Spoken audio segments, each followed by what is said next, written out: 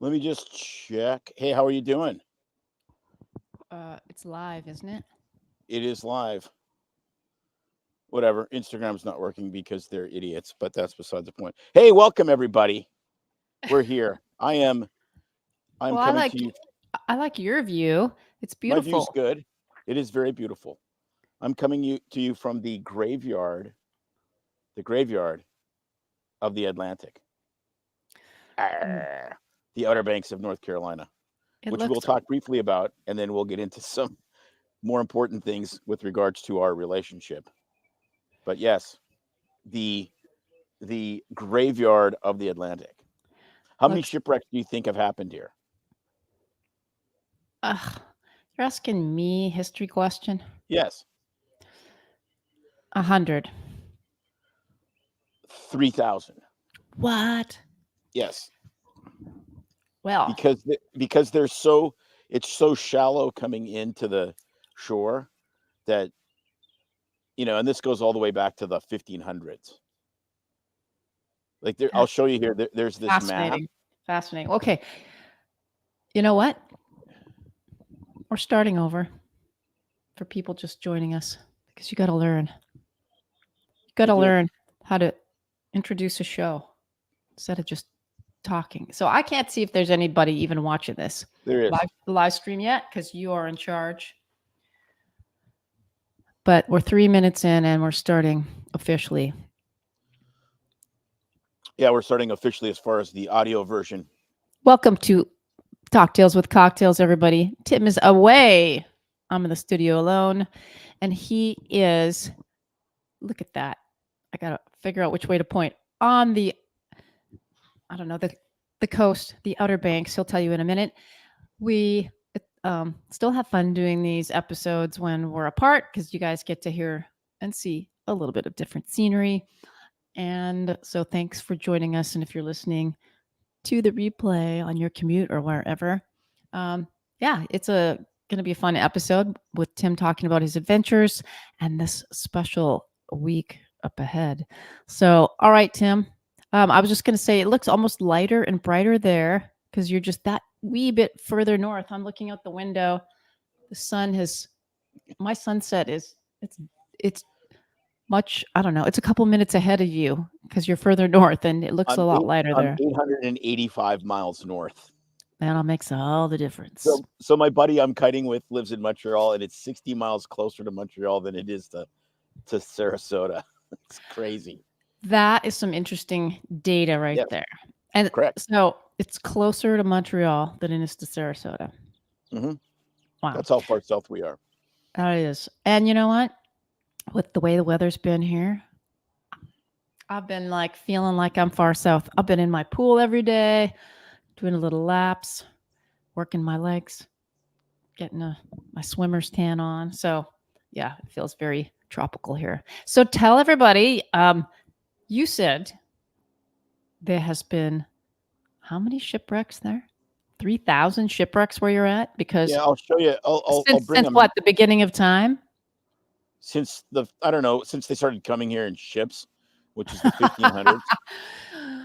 So here's a little mappy map of This the is Outer map of Banks. the Outer Banks of North Carolina, So it's a which gigantic sandbar system that is it goes from basically almost the border of Virginia down. Okay, so on the west side you have Pamlico Sound. On the east side you have the Atlantic Ocean.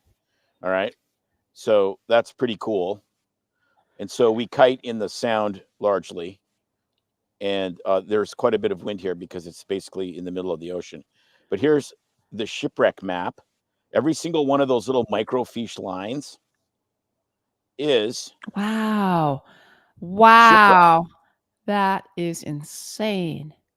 So, um I'm looking at the map and it's actually I'm surprised at like how long of a chain of islands there are. I mean, it really be like keys, only they're Yeah, islands. there's actually not that many islands. There's about four, and we're on Hatteras Island. And Uh-huh. then and so interestingly, further north there's Roanoke Island, which is It's the oldest English colony. It's older than Jamestown. It's called the Lost Colony because these people moved there, and then 15 years after they moved, that they sailed ships from England. They went to go find them, and they were all gone. They just like vaporized. So, Wow. yeah. So that was kind of interesting. So 3,000 shipwrecks. It's known as the graveyard of the Atlantic. Tons of piracy.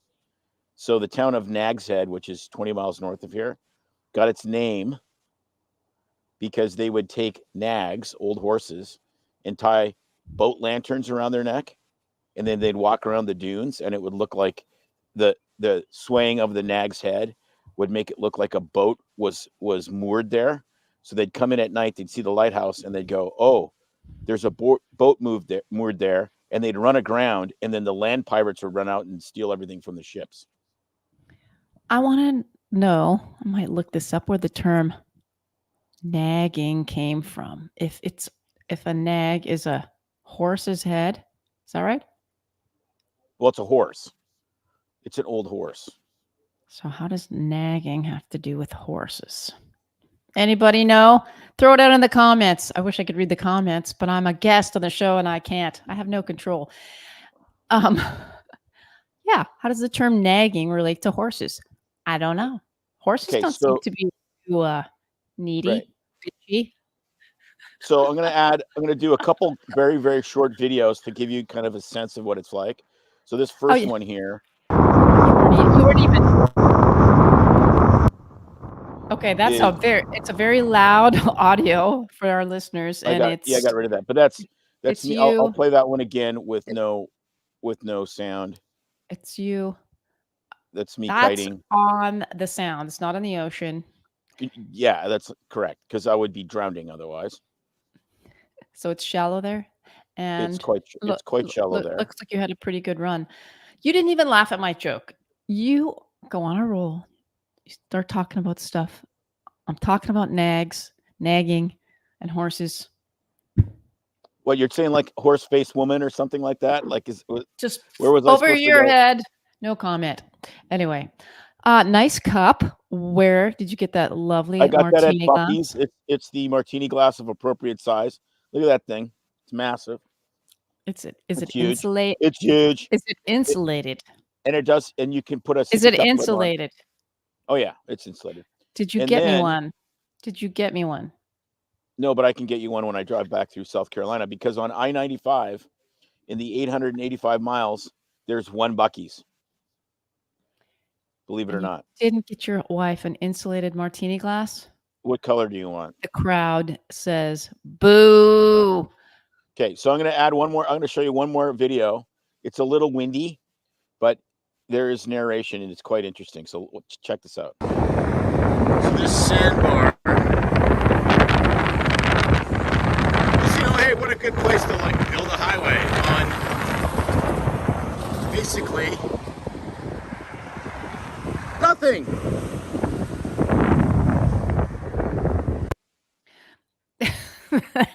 It's making me laugh, but it kind of reminds me of some of the part of the East Coast here of Florida when I went with Jake down the A1A as he did his race. There are parts close to that, maybe not quite that narrow. That's just ridiculousness.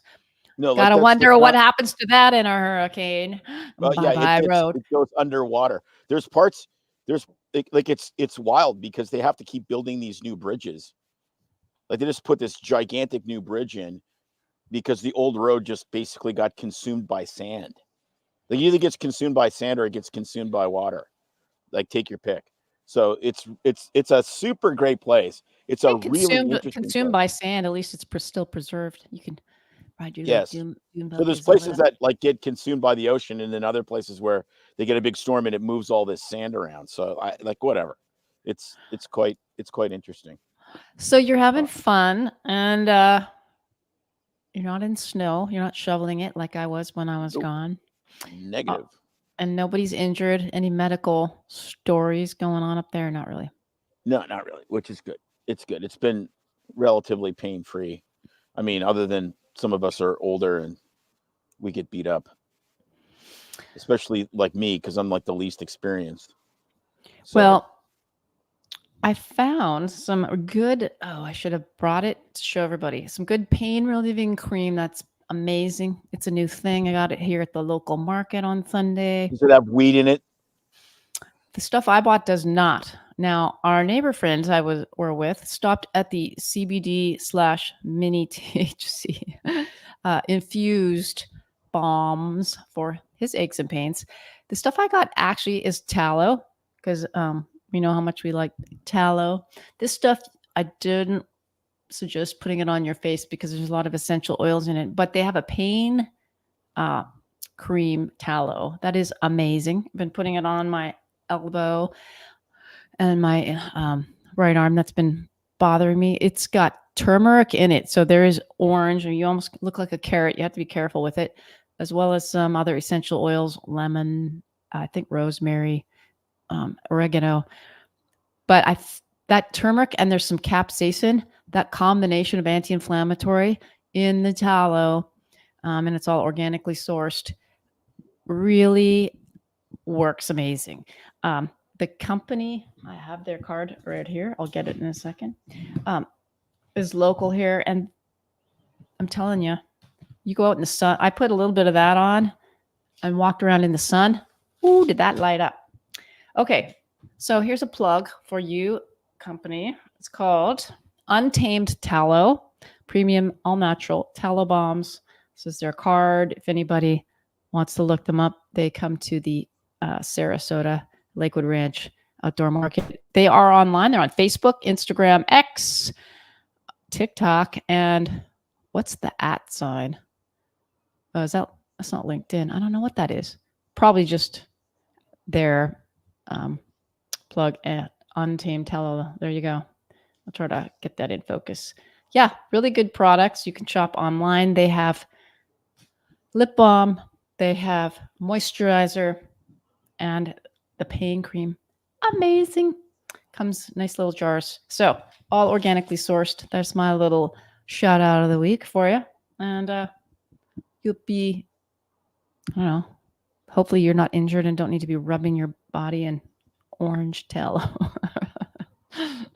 Or you will look like Well, Trump. I probably will. You will look like the orange Well, man.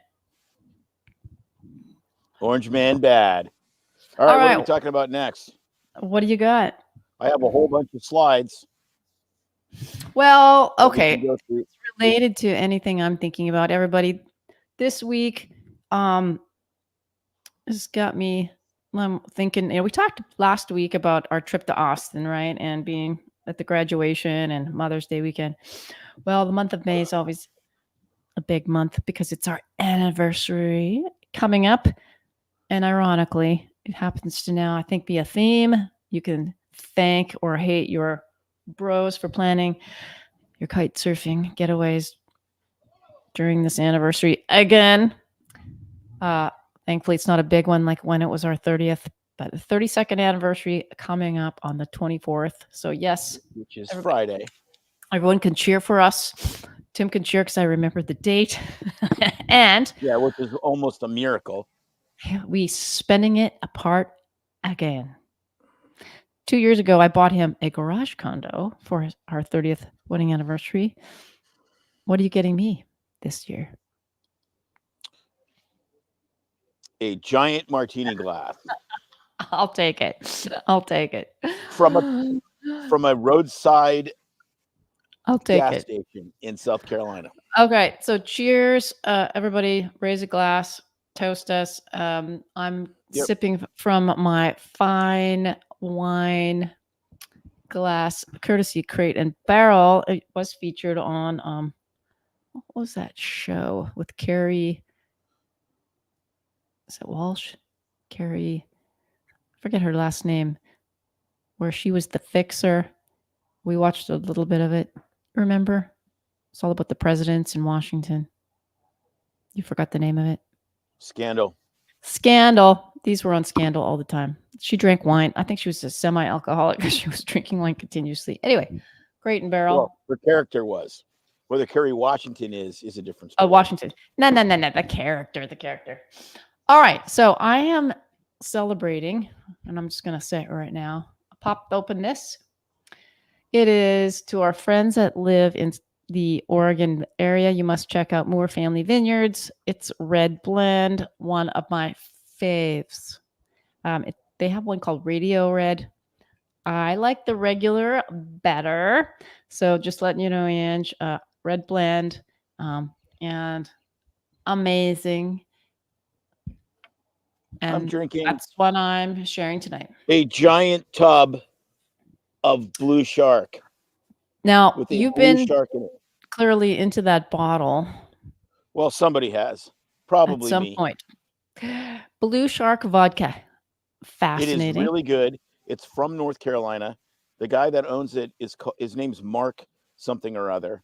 And I talked to this gal in the I think it was in Manteo, which is not far from here.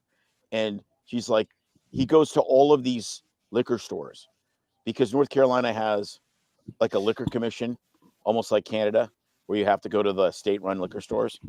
And he visits them, and he's an amazing marketer, and they call him Mark the Shark. Of course they do. That's spectacular. I love it. Yeah. I love it. So Mark, cheers to Mark the Shark. He Mark makes the some good Shark. stuff. Yeah. Cheers to Mark, and cheers to Angie and the Moores and Moore Family Vineyards in the heart of the Willamette Valley, Sweet Home, Oregon. Amazing winery, wine tasting. They've been so great to us, and we've had their beverages on our show a lot. So anyway, cheers. We're celebrating. All right. So 32 years. What do you got to say? I got a lot of Oh, you slides. found that. Oh my goodness. All right. So for those of you listening, Tim popped up the picture where he's proposed to me. And I just got to find the correct layout here. that's fine. He proposed go. while We'll be we really were small. getting our graduation pictures taken for med school. I think I told this story before. He was acting really weird. That day, just really weird. I figured something was up. Didn't quite guess. But anyway, I just had my picture taken, posing. Yes, we were the red sash from medical school. And look at the Colonel Sanders bow tie. Anyway, and he just proposed. And I thought, oh, never thought it would ever happen. And here we are 32 years later. There you go. And then this is what happened next. That happened 3 months after the proposal. 4 months, but who's counting? February 14th. No, it wasn't the 14th. It was the 13th because the third. That's called 14th, 3 months. February and to then May. to May. That's 3. March, April. Yeah, I guess 3 months. You're right. Yeah, because I planned. All right, you proposed in February. I landed in the hospital for a full week after my ACL reconstruction that I did on my holiday time at the end of our 5th year, or I should say 4th year of med school. Sorry, I'm thinking old school. I was in the hospital for a week with an ACL repair. Oh, those were the fun days. And in fact, I also got to be a guinea pig for as a test case for Toradol. Everybody knows Ketorolac or Toradol injectable, or now they make it pills. Well, they were at the university hospital where I was at was a part of the study, and they would put that shit in my ass every 6 hours. They injected it IV. I had it IM because I remembered how much it burned, and I finally said, "What are you doing, and what are you giving me, and do I even need this?" Anyway, enough of that. I was in the hospital for a week, so then I was recovering at home for the second week. Planned the wedding. Mom came down to help me out, and we got married in 3 months. So that picture of us, the wedding photo, is ode to the late 80s and early 90s when all of us women had the big dresses with the headpieces, as I call it, the big bow tie on our butt. I had the Cinderella gown, and I was taller and still am taller than you today. Yeah. As you could with the activities I've done over. You took that pictures down. Then you took the picture down, but you were sporting the lovely. Well, I'll put it back up. The lovely stash. And look at all that hair you had. Oh my I know. goodness. Look at that. I Aren't we know. I know. cute? Disappointing. So then look at that one. That's in That Flint one. I was at my okay. The next photo he's showing is us, and that is my That's at your 10-year high school high reunion. school reunion. And this year is my 40th. And am I going? No. I kind of should. It would be last minute. There's been horrible forest fires up there. Anyway, look at how young and cute we were. I Let's would keep get going. We've got lots. Okay, look. This is us now. okay. This was That was 1 year ago. Look at that that. was a Look at year how ago. good we look. Look Like at we have us. amazing. We clean We up look pretty good, amazing. don't we? Look at us. Yes. So if you're listening to this on a podcast, go to Rumble, YouTube, watch it. It's all good. You'll enjoy it. Look at this. So All here's right. a theme. So I kind of tried to go with a little bit of the 4Fs. Obviously, there's not going to be like financial pictures, and it's really hard to do a lot of the faith-based pictures. But But this is I all guess about Iron Maiden sort of faith, right? nah, So there's faith. sort of an Iron Maiden. There's kind of an Iron Maiden theme. So that's us in Vegas at an Iron Maiden show.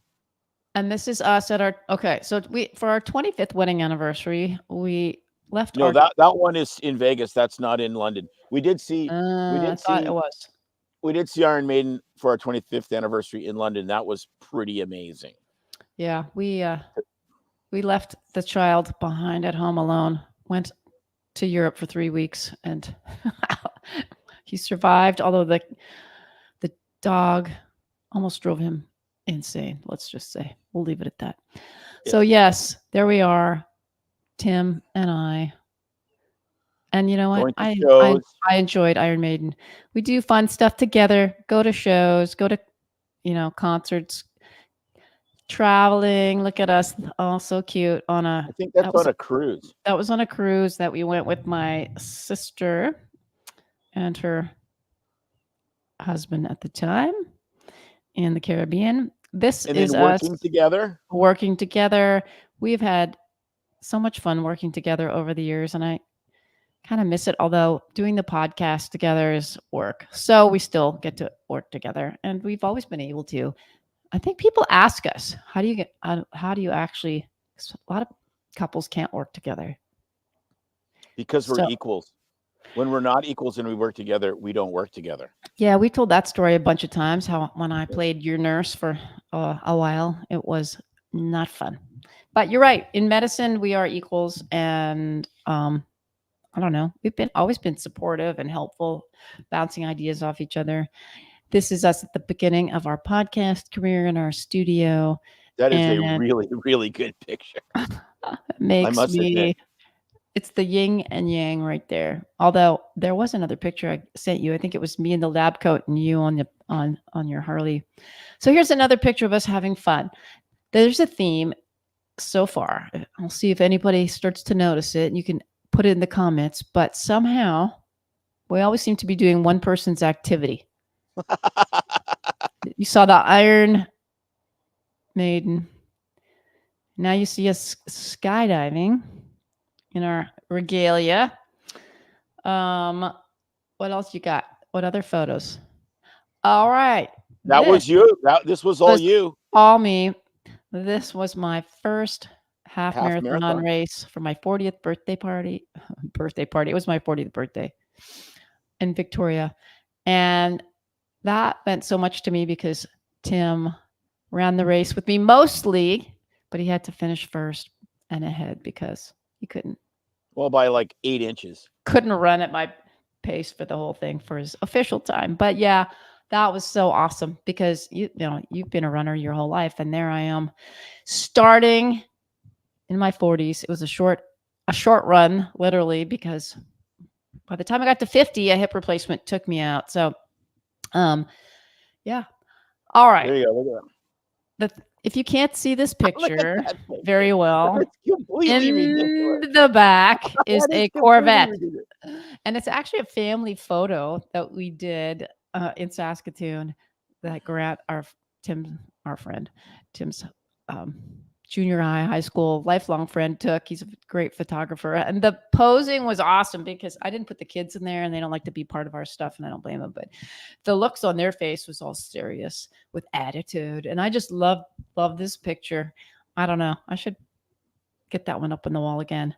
Anyway, this is more me. This is your I'm all about activity. You I'm all love about hiking. I'm all about hiking and the outdoors. Sadly, there's not quite those kind of hills here in Florida, let's just say. And when we were in Austin, Texas, I went on a little hike. I was oh so yearning for the green hills again. But that's what trips are for and visiting friends. So that was a fun little hike we did. That's literally in our I think that was close to that wasn't our backyard, but it's close to our backyard where we used to live. That was about I 45 minutes away. I look at that and think, why did we move from that? And then that's right, because most of the time it's gray and rainy. So Right. that's us Yes. taking No, advantage. most time you see nothing except gray and communism. So that's why we left. Oh, All there right. you go. Tim's This team is again, Saskatchewan Huskies football team. Rough Riders. Oh, I'm sorry. Our colleges. Excuse me, the Huskies. This is the Rough Riders. It's not the Husky college team or university team. But I love live sports. And so if it's a live sporting game, I'm there and I'm all in. And that was fun when we went back home. Now, See, this here is you us go. showing our true colors. This is hockey. And this was just this last year in Tampa. Tim's team is Calgary Flames. I'm all about Tampa. And a little rivalry was going on that day, but Yeah, Calgary destroyed. clearly, as usual, Tim wins again in the sporting department. But I'm a good sport. Now, There you go. this picture that we're sharing talks to the fun that we like to have in the ridiculousness. This is our friend's trailer trash party. Oh, the Kimballs had the best party with our friends Bruce's. And we had this theme that I think there's some cussing on your overalls if I look closely. Yes. That's hidden. So we have this oh, look at those biceps you got rocking there too. So we had this theme that we did for years. And I think your name was Billy Ray. And I started off as Madge in this big, huge fat suit. And then over the years, Madge, she had a sex change. And so then that picture is me dressed up as the new and improved version of Madge. And that was Kelly, who then transitioned back later on. And then I think Madge was put to rest when she suicided or something because I got tired of playing the character. I showed up one year and they're like, "Where's Madge?" I'm like, "She died. She got so depressed after all the sex changes. She got the diabetes." So that was a pretty funny picture of us having fun dressing up for Halloween. So lots of good memories. Looking through those to find those for this slideshow tonight, which makes me smile, and I can't wait to have more fun memories ahead. You think we'll make it another 32 years, everybody? That would make you almost 92. 91. I think that's unlikely. And I think that is very unlikely. Unless I think that is unlikely. The blue shark leaves but it's unlikely. the building right now and you make some major life changes. I'd have to quit everything I do that's fun. Well, except for maybe one or two things. Everything else. Yeah. Well, maybe you should read Peter Attia's book and see if you can fight time and make it to whatever 90. I, on the other hand, have a better chance of making it another 32 years, I think, based on my family history. But who knows? I think so. We'll see. We will see. Cheers. You'd be surprised. All right, tomorrow. This has been fun. Tomorrow's episode. Oh, wait. I must say, I hoped we talked about this, that we would share we shared the pictures, but people like to hear stories and all that kind of stuff. So what's been any like special highlights from the last 32 years that really stand out to you? Well, I think We'll do the low lights last. no. I think this is the critical piece of the puzzle, and it's the real glue. So if you're going to ask that question, I'll give you a very honest answer. The answer is you get me, and that is the highest praise and the highest goal of any intimate relationship, because there's times when you get me and I don't get me. And that is a critical, that is so unbelievably, I think, unusual and rare, and it should be absolutely treasured. And when you look at those pictures where you're coming to my shows, you're doing my sports, and then we're kind of reversing that, and I'm doing some stuff that I wouldn't normally just go on a hike for fun, but I like, it's what you want, and I like that, and it's exercise.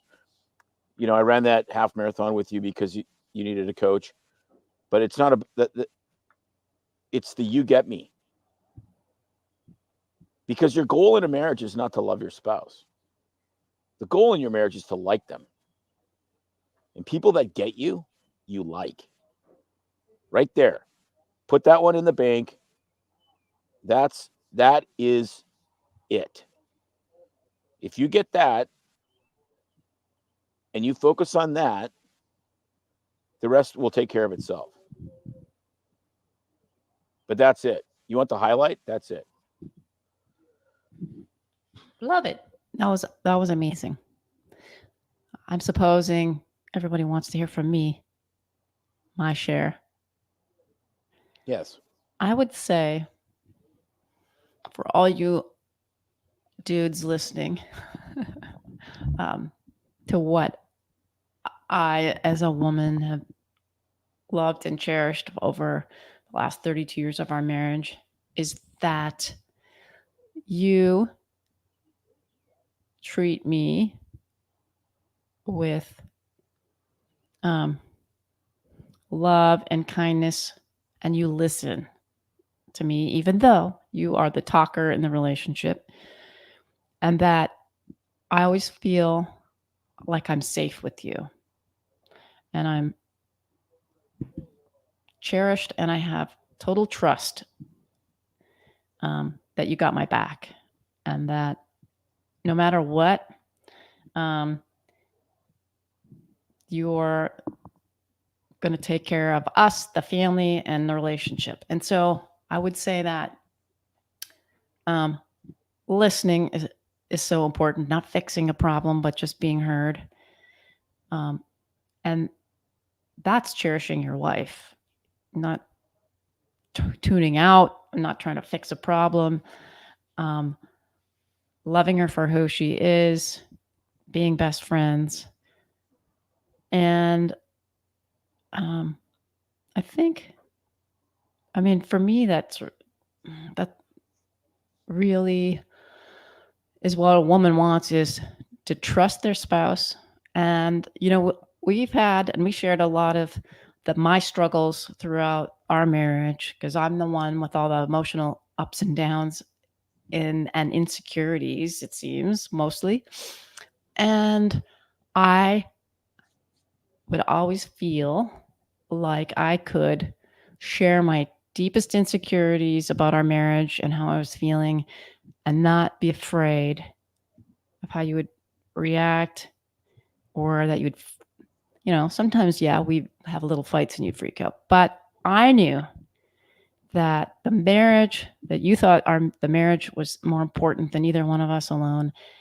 And I was so trusting of that, and the respect that we both have for it, that I could share all of my insecurities and know that you would have my back, that you'd be there, even if it meant, you had to give up something that was the most treasure important to you, whether it's material or goods or work goods, or it meant moving or living in a trailer. Just, I always felt that security. And I think that's what most women want, is to feel secure that their husband is going to take care of them. And I'm an independent woman, and I could be alone, live by myself if something happened to you, and take care of myself. But do women really want that? No, they want a man that is going to, I think, take care of them in a relationship. Subconsciously, I think women really want that. At least I don't think. Can. Yes. Now, it doesn't mean women want to just give up and let the husband take care of them, but it's that knowing that someone's got your back, that you can trust them, and that they can take care of it. And that's it. If I had to try to if I could write it, I could probably put it into better words. You could. You should write it. I'm going to answer some questions. Larice asked about love with the like. And our version of that, and we have talked about this a lot, is as Christians, you're commanded to love your enemies. And we think love is very volitional. So like is harder. I think it's harder to like your spouse than to love them. You know, the person that you want to come home and tell stories to, the person that you want to share your life with, and just hang out with, I think is a much harder equation. Yeah, I think so. I was going to just say, like, I think an easy way to kind of put that in perspective is if you have pets or kids in your life, you know, there's times you unconditionally would die for your children. You love your pet. Say you don't have kids, you have pets. You know how you love them, but there are times when, man, those little toddlers can piss you off, or your pet takes a big shit in your house, or you know what I mean? And it's like, I don't really like you now, right now. You're driving me nuts. But you always know that you unconditionally love them. And I think in a marriage, there's times when that whole, for me, and I think I'm speaking for men too, is that there's like ups and downs where I even think, man, I don't feel that, you know, when we first fell in love, all that warm fuzzies. I want that whole, you know, Sleepless in Seattle, Cinderella stories, like swooning, heart throbbing. And some people say that they have that all the time. That comes and goes in seasons of life. Do you know who says that? Do you know who? Liars. And so, liars say that. And so, but I always know that because of the meaning of love through better and worse, and that it's always there. And sometimes it's really seems really ugly. It's just like, we're struggling right now. But if someone asks, I'm like, of course I love you. Liking takes more. I think it's harder. It takes a lot more work. Yes, it does.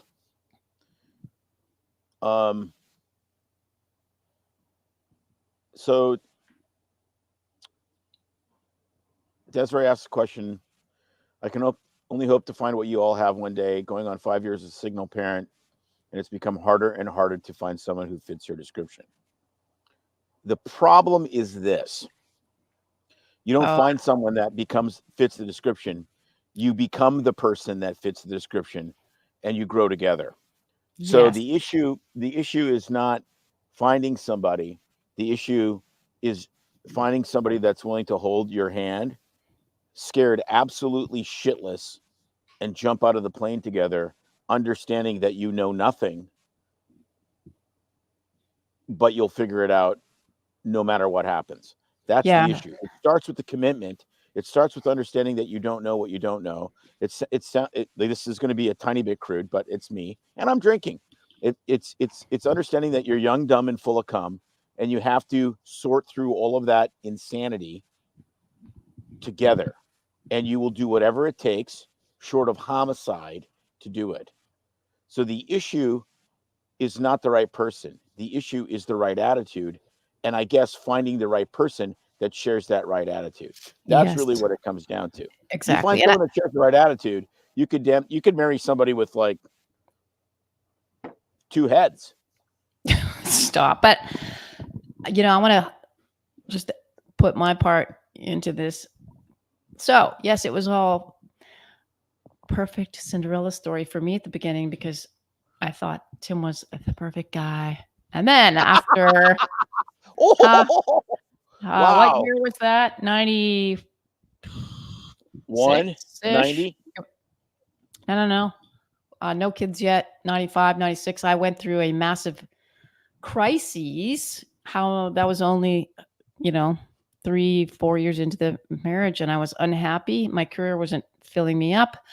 And I'm like, well, what the heck? Tim's happy. He's having fun. And now, the honeymoon's over and this is bullshit. And he's not making me happy and he's not fixing my problems. And so once the honeymoon phase was over for me, I was like, well, what the heck? This is a downer. This is a total letdown. And most of that was really all on me, 90% of it, because it was how I was looking at the situation, my attitude, and expecting him to fulfill all these needs. Now, in a relationship, yes, there are criteria that we talk to our kids about this. You got to have your list. Now, your list can be 20 to 100 things long, and it gets to the point, it's like, what's good enough? And we talk about this a lot. Like, what is enough? And there's some non-negotiables, like it's like these top 5 things are so important that someone's got to come with this in the package. The rest is important, but like you say, is it enough? Are they pretty enough or active enough, or do they work hard enough? Blah, blah, blah. That no one is going to be perfect unless you're, No, but that's so exactly and it. so it gets to the point where you have to make your list and then find somebody that is willing, and that's the part that to share that same passion, to commitment to the marriage. And you know what? Yeah, it's a chance because sometimes it doesn't work out where both people are equally committed as time goes on. But if you don't take a chance, you'll never experience greatness. Well, and so all of this has taken work, and all of this has sucked at times. And we talk about how twice throughout the marriage, it's like at the 7-year and the 14-year mark, I was so sure that I was supposed to leave, and that it was time to pack it in. So, nobody gets to the Olympic gold without putting in a lot of work. And so a good marriage requires the same. And there's shit that happens and injuries, just like in any athletic endeavors of anybody that achieves excellence. There's always crap behind the scenes you don't see. And so you have to do all the mundane day-to-day shit to get there. And so, yeah, I think your point is perfect to answer, though, is that perfect person exists for nobody, but, make your criteria, make sure you're working together and committed to the same values and beliefs. And it does happen. And sometimes when you right, stop trying and looking is when it happens most. right, and like I think the enough list is really important because you're going to have 2 or 3 really non-negotiables, right? And so it goes back to our 4S: faith, family, finances, and fun. If you get those 4 things figured out in the enough list, and then everything else is peripheral, right? So then they have to share your faith enough. They have to be on board with you as far as whether you want kids or not enough. They have to be financially responsible enough. And they have to be committed to doing the recreational things that you love enough, whether that's running marathons or going to the theater. It doesn't matter. But that stuff is a real game breaker if it's not there, because that's how you like your spouse. It's by hanging out and doing cool things together. So right. you get And the enough list. it's not always, I would say it's not always, sometimes not even always together, because we do a lot of things apart. I'm trying to get you to do more gardening and play cards with me. Yeah, I'll play cards. I'm not gardening. That is completely. It's not quite 100% enough for me. Totally off the table. But the negotiation is if you work a little more financially to pay for the gardening help or what I do, then it's enough. I will. So there's always negotiation rather than gardening. Right, but So there's always negotiation. And Tim and I, the other thing it sounds like we're always doing everything together. And in fact, we used to do a lot of things. And I think if we're honest, I would bend and do more of the things he liked to do, to try them out. And it was fun and I enjoyed it. But um, we do a lot of things apart. Our hobbies, and when it comes down to it, are quite different. And so we have to learn to do something together, and we're conscious of that. As I get more injured and older, and I can't do as many of the athletic things, especially the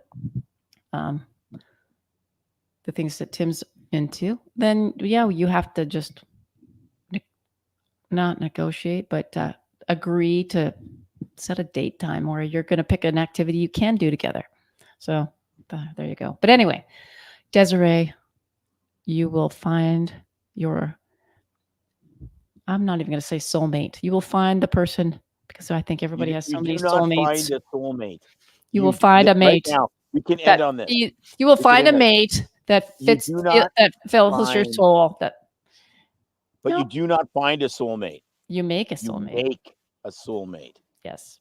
Because you become the person that you need to become to be this. That's the key. Like if you have an enough list, like I think the other big thing that we're not talking about here is that as you learn to love somebody else, the needs that you have, I mean, they're important and can never be forgotten, but you find yourself wanting to be more involved in the other person's needs and activities. It does have, I think that's a big hint there, Tim. You become more involved in the other person's needs. You do. And activities. This is crazy. Well, it's nice. What's happened to the lighting? Yeah. Because my lighting is freaking amazing, and it's all gone black behind me over the last 48 minutes, and I look amazing. You I do. look amazing. That's a beautiful filter you have. It's no filter. That's me. I'm a little, as they say, Rubicon of visage, red of face, because I do not believe in using much sunscreen.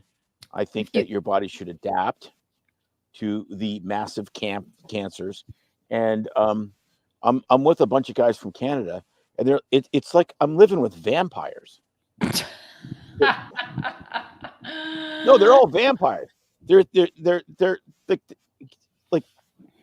you can't make whiter things. Hey, we were once vampires coming from the and they crawl out of their little vampire dungeons to go outside in the sun and have to shield themselves with sunscreen in the shape of a cross and a silver bullet so they don't. I mean, it's. And I'm waking up and I'm like, I'm getting a freaking wooden stake, and that's funny. It is. It's like if you have lived in Edmonton for the last year and you crawl out of your cave, you are scared absolutely, honest to God, shitless of the sun. But they look so good when they're our age because they're not photo aged. Oh my goodness! They're completely not photo. Any other comments on there, or are people done hearing about our glorious marriage? Yeah, I mean, I think there's a book there. Oh, there is. And I think there's a book there because it's actually the issue. Look, you want to find a high quality person that is your equal in intellect, emotional intelligence, spirituality, take your picks. That's true. No question. But there's literally millions of people out there for you at that level. So the question is, what are the principles that guide you in picking that person and then bulletproofing your marriage? And, maybe that's the book, Bulletproof Marriage. Well, maybe we need to write the chapter together. Because or the book together, because we both have different perspectives on all of it. Well, we do, but we share the same principles. Our perspectives are different, but the principles are exactly the same. And that's the bottom line, right? Like it's just this Right. idea. You have to, everyone has to get over the concept that somebody is going to make my life better. You're not. You are going to make your life better. You are going to make your spouse's life better. And when that happens, and when your marriage is bigger than either partner, when 1 + 1 = 3, the magic happens. But Right. that's the attitude you have to have. If the attitude is, I got to find someone to complete me, you're done. Like Yeah, you'll there's never be successful. That's an impossibility. Like Jerry Maguire. I don't yeah, know. like I, no, but like literally that is an impossibility. Like the reason it sells is because that's what everybody wants, or but on that's what some, everyone thinks they I'm want. gonna call BS a little bit on this because on some level, I think the pieces of the puzzle for us do fit together, where we complement and complete one another. There's friction, and sometimes, the Rubik's cube gets all in a knot and twisted turning, but um, with mature communication and listening and changing, we do complement and complete one another. I disagree, Yeah, but it we takes do. work. It's not like it's just a magical thing where Yeah, you but find but we also complement each other because we've been put in the frickin' rock crusher together. We've been the ice. We've been the ice in the martini shaker getting pounded around. So you're not you're almost forced to do that. Okay, and that is a very good thing. So, anyways, I think this is great. I think this will become several podcast episodes, and I think it will become a book because we get asked this all the time. we get asked this all the time. Like, what did you do? I don't know. I I have an unbelievably girthy intellect. Like, I don't know. Like, what do you want me to say? You do. Your head is huge. No, my look at those pictures. My head is like it's preposterous. It should have antennae growing out of it. It's ridiculous. Like my head to body size ratio Like is those, mutant maybe think level. of those It's things a we had mutant that level. game. We didn't have Mr. Potato Head when we were young. Remember that game Cootie? Does anybody remember that? No, You didn't have Cootie, no. where you had to God, make this. It was like a big ant, and you rolled the dice, and then you got to put it together. It was like so stupid. And there was a body and it had this big head, and then it had these curly antennas and legs. Cootie, look it up. It was like maybe it was a Canadian game. Anyways, you got the Cootie probably. head. Okay, so we have to address tomorrow, Yes. Thursday the All right. 23rd. We must address that because tomorrow's episode is going to bend people's minds. Yes. Okay. I tried to share a little bit of it last night when I was at home group Bible study without you about this. I didn't get into it too much, but I'm going to say his name wrong. Eben, Eben Alexander has an amazing book that we both read. He has multiple books, actually. Um, and the one we mostly discussed talks about his near-death near-death experience. experience and his perspective on the afterlife, spirituality, how it changed him.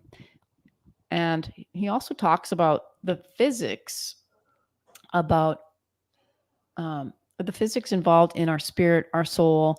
He goes into quite a bit of detail on his actual experience and how it wasn't just a mind meld, his brain neurons freaking out when he was sick in a coma because his brain was not working. And he has one of the most unique experiences documented around the world and has become like a world authority now on near-death experiences, researching other people's, as well as the physics of spirituality and what that whole world. And so fascinating interview to hear what happened to him, what he thinks of as the soul and the spiritual world, and how we perceive time and space, in our linear brains, is so narrow-minded, and how to try to grow that even without having a near-death experience. We talk a little bit about Yes, meditation. Tim and I have looked into using, and you probably more than me, the binaural beats that can actually help you dude. relax, That focus, that get is creative. that It's is 100% real. I yeah. guarantee you. So That is a real thing. I'm not going to say any more because I want people to listen to the podcast or watch the interview. Spectacular. All right. It's time to go because I have a problem I need to solve, which is I need to watch hockey because the Florida Panthers are playing the New York Rangers. So, and I think my cohorts in the house want to watch this, and I'm out here hogging internet. So it's been fun. This is good. This is a good discussion. I didn't want to get self-indulgent about our pictures, but it brought up a lot of emotion. It was nice to be able to share kind of, what we think made it work. So I love you, sweetie. I'll see you in a Now, few days. and now that you're in a blackout behind you, it is time to go. And No, look at that. That is like, what that's an awesome. unbelievable studio outside. It's like a And green I'm gonna, screen. It's a black screen. It's perfect. Anyway, because I yes. love it, I'm gonna remove both of us, and I'm gonna have Bill O'Reilly sign us off. All right. Cheers. I love you. Here's to another Love you too, 32 babe. years with or without you. Yep. All right.